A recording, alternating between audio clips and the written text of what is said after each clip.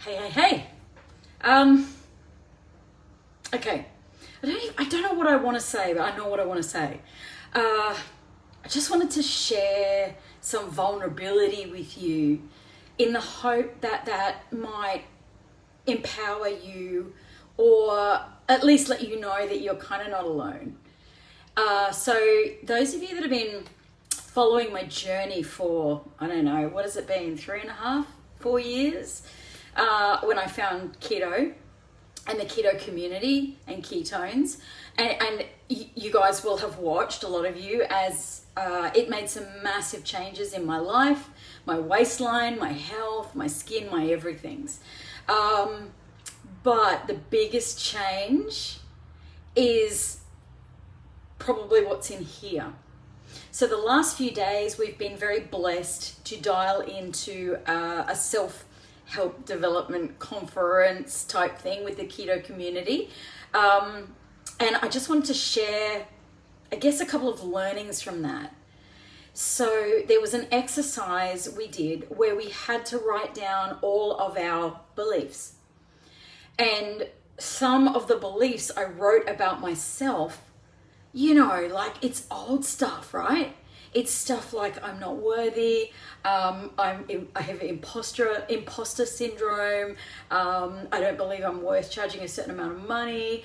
I wrote down that I wasn't pretty, we just had to write without thinking about it.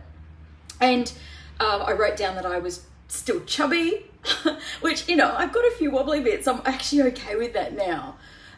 What else did I write down? I wrote down that I didn't like my legs and I had chubby legs or stocky legs.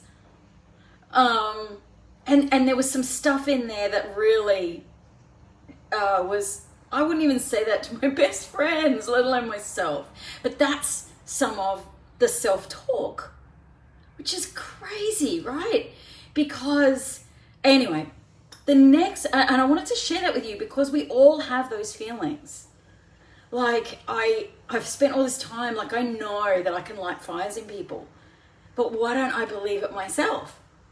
I don't know if that makes any sense to you. This is the ramblings of a crazy brain, right? So what we had to do after that exercise is cross out what wasn't serving us now. And as I was crossing out the I'm not pretty stuff, like I remember where that came from. And a super quick story, when we were kids, my stepsisters and I, so I don't know, it must have been maybe 14, 15, and sorry Dad, but we snuck out. So my dad lived at Noosa and he was really, and my stepmom, and we were really close to Hastings Street, and it was all happening on Hastings Street, you know, this is where the cool people went. Anyway, so when I used to see my dad, I had the most wonderful stepsisters. I still do. I say had, they're still alive. And anyway, we used to sneak out. So we would sneak out when the adults were having a few drinks out the back. And, you know, it was sort of just on dusk or just, you know, maybe dark. Probably not the safest thing young teenage girls can do, but we did. As we were coming back, so we did whatever we did, you know, hang out with boys or whatever. We got stalked a few times by panel vans and stuff, but that's a whole other story. Anyway, they lived on the canals, and so the waterway had like a brick or a rock wall, and it's about 1 meter high. And we're sneaking along, and they're all out the back drinking. So there's, I don't know, 4 or 6 of them. I don't even remember how many. And we heard a conversation that we shouldn't have heard. And I remember there was some stuff said, there were some things said about my stepsisters, not nice things, you know, and this is our parents, and, you know, they were drinking, we weren't supposed to hear this conversation. Hopefully they're not watching this, because I've tried to have the conversation, they don't even remember. Anyway, we're sneaking along this rock wall where we couldn't be seen. And we're overhearing this conversation. My dad, I heard him say, "Oh, Emma will never be pretty." Like, to hear that as a 14 or 15-year-old girl, that went in my brain.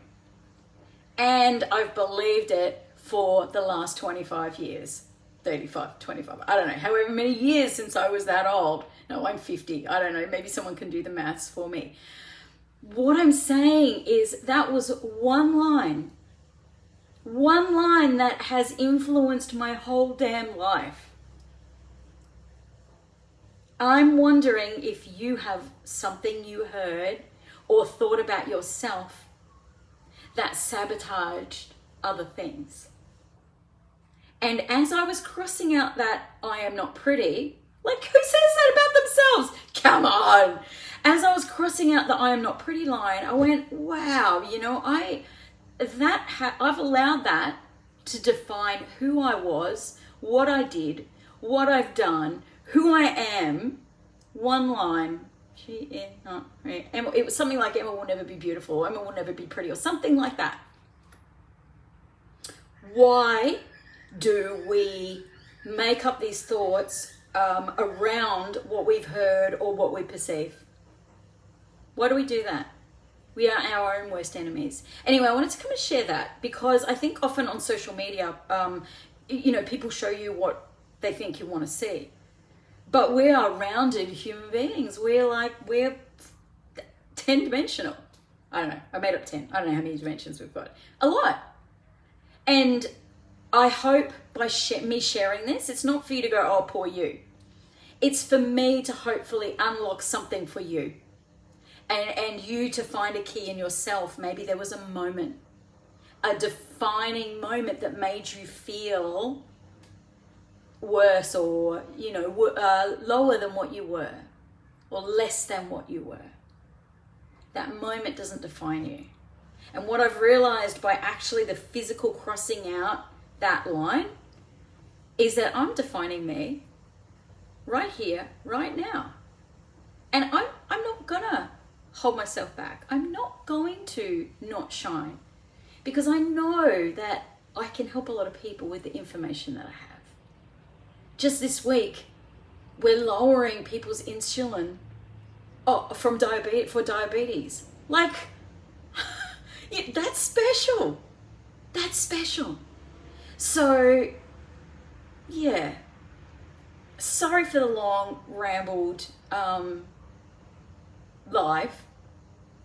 But just wanted to share those little things with you. So, and just the tiniest little things like forgiving yourself. And you know what? I'm beautiful in so many ways. And so are you. And the challenge, I guess, is for us to see it when we look in the mirror. So have an amazing day. Do smile at somebody today because smiling causes dopamine in everybody, not just you. And you can leave a ripple wherever you go. So have an amazing day. Talk soon.